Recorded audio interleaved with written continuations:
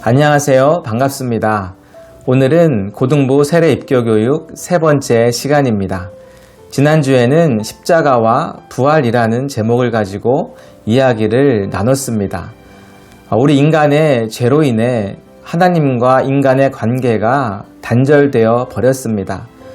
그래서 우리는 하나님께 나아가기 위해서는 반드시 이 죄의 문제를 해결해야 하는 것이지요. 이 죄의 문제를 해결하기 위해 구약시대에는 번제물을 잡아서 태워서 또 그렇게 죄의 문제를 해결할 수 있었습니다.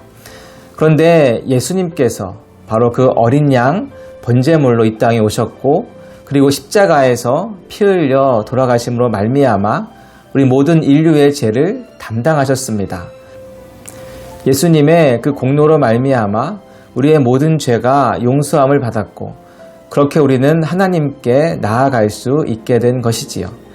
그리고 그 예수님은 십자가에 달려 돌아가신 후에 다시 3일 만에 부활하시고 승천하셨습니다. 그래서 우리 역시 예수님이 부활하신 것처럼 부활할 것이고, 부활의 소망으로 우리가 살아갈 수 있는 것입니다. 오늘은 성례와 세례라는 주제를 가지고 말씀을 드리도록 하겠습니다. 먼저 성례란 무엇일까요? 성례는 예수 그리스도께서 그의 백성과 언약을 맺으시면서 직접 제정하신 것입니다. 은혜 언약에 대하여 인치는 표이자 보이지 않는 은총을 보이는 것으로 전달하는 것이라 할 수 있습니다. 즉 하나님의 은총, 은혜, 구원 등은 우리 눈에 보이지 않습니다. 막연할 수 있고 추상적이어서 잘 느껴지지 않을 수 있지요. 그래서 이것들을 보이는 거룩한 예식으로 만든 것입니다. 그래서 성례를 직접 경험하며 보이는 이 예식을 통해 우리는 하나님의 은총과 사랑과 구원 등을 더 깊이 느끼며 깨달을 수 있게 되는 것입니다. 따라서 성례는 주님이 우리에게 주신 너무나도 귀하고 소중한 예식입니다. 그렇다면 교회에서 행하는 거룩한 예식, 즉 성례에는 어떤 것이 있을까요? 로마 카톨릭에서는 칠성례라고 해서 7개의 성례가 있습니다. 개신교에서는요, 그 중에서 세례식과 성찬 예식, 이 두 가지만 성례로 인정하고 있습니다. 성찬식은 예수님께서 최후의 만찬에서 시작하신 것으로 떡과 포도주를 나누는 예식입니다. 이는 나를 위해 죽으신 예수님을 기억하며 또한 주님의 살과 피를 먹고 마신 우리가 예수 그리스도와 한 몸이 된 것과 우리 모두가 그리스도 안에서 하나가 된 것을 확인하는 예식이지요. 그렇다면 세례란 무엇일까요? 특별히 세례와 입교에 임하는 우리는 반드시 세례에 대한 분명한 이해가 있어야 할 것입니다. 그래야 세례와 입교 가운데 더 깊은 하나님의 은혜를 생각하며 느낄 수 있게 될 것입니다. 세례의 의미를 몇 가지로 정리해 볼 수 있는데요. 먼저 세례는 죄 씻음을 받은 표입니다. 에베소서 4장 22절에서 24절 말씀입니다. 너희는 유혹의 욕심을 따라 썩어져 가는 구습을 따르는 옛사람을 벗어버리고 오직 너희의 심령이 새롭게 되어 하나님을 따라 의와 진리의 거룩함으로 지으심을 받은 새 사람을 입으라. 아멘. 즉 나는 죄로 인해 죽을 수밖에 없고 영원한 멸망 가운데 거할 수밖에 없는 존재인데 나의 그 모든 죄가 씻음 받았다라는 것을 확인하는 예식이 바로 세례입니다. 그로 인해 옛사람을 벗고 새 사람을 입었음을 기억하는 것이지요. 그러니 세례는 너무나 감격스러운 예식일 수밖에 없습니다. 나의 죄를 위해 십자가에 달리신 예수님, 그리고 나의 죄를 용서하신 하나님의 은혜가 깊이 느껴지는 감격의 예식이지요. 아무쪼록 이번 예식 가운데 이런 깊은 감사와 감격이 있기를 소망합니다.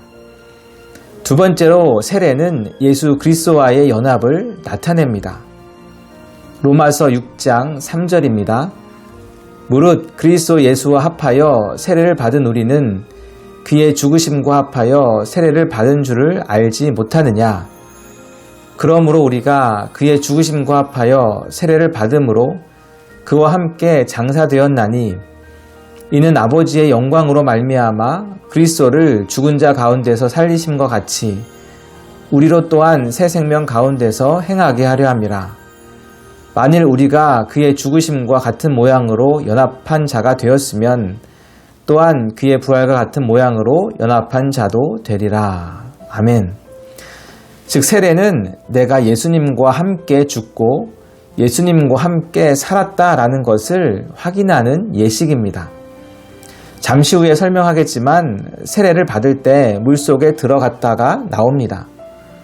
물속에 들어가는 것은 내가 주님과 함께 죽었음을 상징합니다. 그리고 물 밖으로 나오는 것은 내가 주님과 함께 새롭게 태어났음을 상징하지요. 머리에 물을 끼얹는 세례도 마찬가지입니다. 동일한 의미를 가지고 있습니다. 이처럼 세례는 내가 예수님의 죽음과 부활과 연합되었음을 많은 사람들 앞에서 확증하는 것이고 이제 부활 생명으로 살아갈 것을 결단하는 자리이고 새로운 삶의 출발점인 것이지요. 또한 세례를 결혼식에 비유하기도 합니다. 결혼식이 무엇입니까? 남자와 여자가 하나가 되었다라는 것, 연합을 나타내는 예식입니다. 세례가 바로 이렇게 주님과 나의 연합을 나타내는 예식인 것입니다. 세 번째로 세례는 그리스도의 몸된 교회의 일원이 되는 예식입니다. 골로새서 1장 18절 말씀입니다. 그는 몸인 교회의 머리시라. 그가 근본이시요 죽은 자들 가운데서 먼저 나신 이시니 이는 친히 만물의 으뜸이 되려 하심이요. 아멘. 세례받은 사람은 예수님과 연합을 이룰 뿐만 아니라 이미 예수님을 머리에 둔 교회 공동체와도 연합을 이루게 됩니다. 그리고 교회 공동체를 구성하고 있는 여러 지체들과도 연합을 이루게 되고 시대와 장소를 초월하여 하나님의 백성 전체와 연합을 이루게 되지요. 따라서 세례는 반드시 믿음의 공동체 앞에서 이루어지는 공적인 신앙 고백을 동반해야 됩니다. 즉 세례자 자신이 예수 그리스도에 대한 믿음의 고백을 많은 성도와 교회 앞에 하게 되고요. 교회는 세례자를 교회의 일원으로 받아들이게 됩니다. 이렇게 영적 가족 공동체가 되는 것이지요. 그리고 이제 홀로 신앙의 여정을 걸어가는 것이 아니라 함께 그 영적 여정을 걸어간다는 데 깊은 의미가 있는 것입니다. 마지막으로 세례는 무리에서 제자로 살아가기를 결단하는 예식입니다. 마가복음 8장 34절 말씀입니다. 무리와 제자들을 불러 이르시되 누구든지 나를 따라오려거든 자기를 부인하고 자기 십자가를 지고 나를 따를 것이니라. 아멘. 즉 예수님은 무리와 제자들에게 요청하시기를 나를 따라와라, 나의 제자가 되어라 이렇게 말씀하고 있습니다. 즉 지금까지는 그저 무리의 삶을 살았다면 이제는 진정한 주님의 제자로 살기를 다짐하는 그 결단이 세례 안에 담겨 있는 것입니다. 그래서 예수님을 따라 살겠습니다. 예수님과 함께 고난받는 것을 두려워하지 않겠습니다.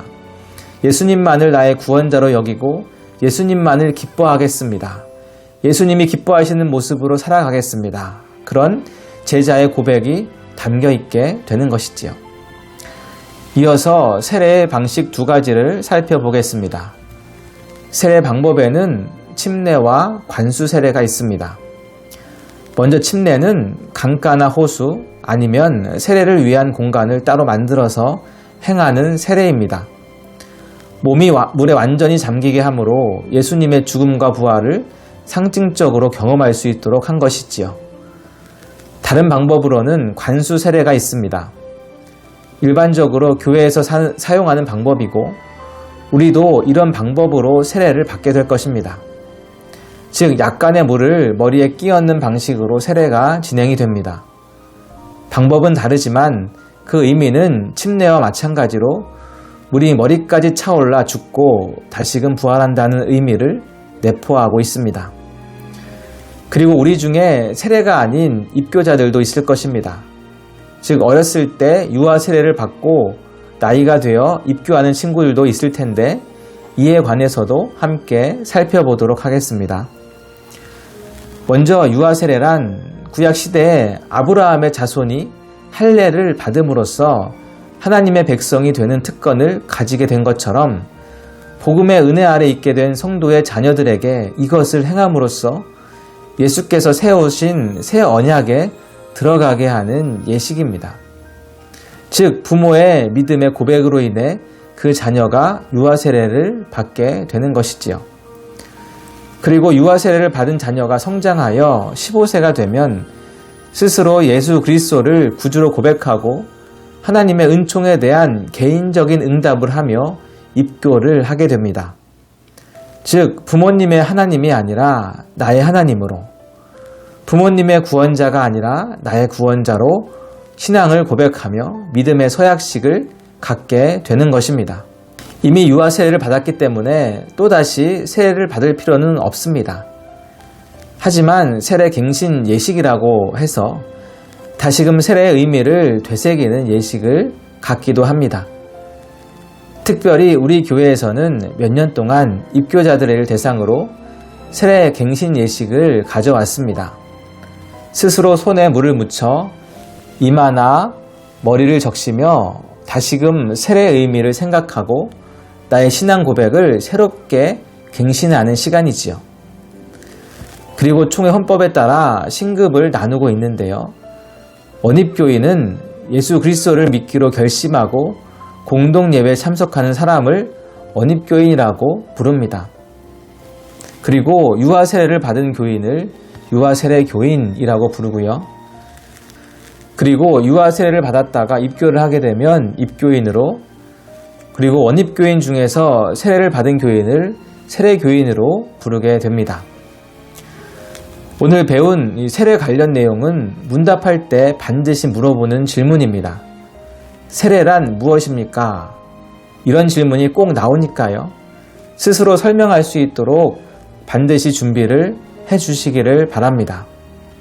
모든 내용을 다 설명할 필요는 없고요. 그 중에서 한두 가지 내용만 설명해도 되니까 부담 갖지 말고 한마디로도 설명할 수 있도록 잘 준비하시되, 무엇보다 세례의 의미가 여러분의 마음 가운데 깊이 새겨질 수 있기를 소망합니다. 오늘의 과제에 대해서 말씀을 드리겠습니다. 오늘의 암송여절은 마가복음 8장 34절 말씀입니다. 무리와 제자들을 불러 이르시되 누구든지 나를 따라오려거든 자기를 부인하고 자기 십자가를 지고 나를 따를 것이니라. 아멘. 몇 번 읽으시고 꼭 암송하셔서 이 말씀이 여러분의 말씀이 될 수 있기를 바랍니다. 성경 통독에 대해서 안내를 드리겠습니다. 로마서 13장부터 16장까지 읽어주시고요. 이어서 요한복음 1장과 2장을 읽어주시길 바랍니다. 이렇게 매일매일 하나님의 말씀을 읽으면서 주님을 깊이 사랑하고 또 주님에 대해서 깊이 생각하는 우리 모든 친구들 될 수 있기를 주님의 이름으로 부탁을 드립니다. 기도하겠습니다. 아버지 하나님 감사합니다. 이렇게 온라인으로 세 번째 세례 입교 교육을 받게 하시니 감사합니다. 오늘 특별히 성례와 세례의 의미에 대해서 생각을 해보았습니다. 우리가 세례를 받고 입교를 받게 되는데 이 시간들이 그냥 의무적이거나 형식적인 시간이 되지 않게 하시고 나에게 있어서 어떤 의미가 있는지 다시 한번 깊이 생각하며 고민하는 시간 되게 하여 주옵소서. 그래서 내가 예수님과 연합되었다라는 사실을, 예수님과 함께 죽고 함께 살았다라는 사실을, 그래서 부활의 소망으로 예수님과 동행하는 삶을 살아가야 한다라는 사실을 결단하게 하시고 그것이 우리 삶의 지표가 되어서 매일매일 주님이 주시는 소망과 말씀 가운데 살아가는 우리 모든 친구들 될 수 있도록 축복하여 주옵소서.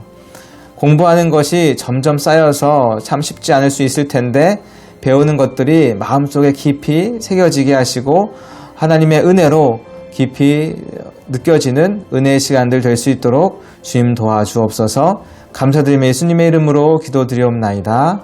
아멘.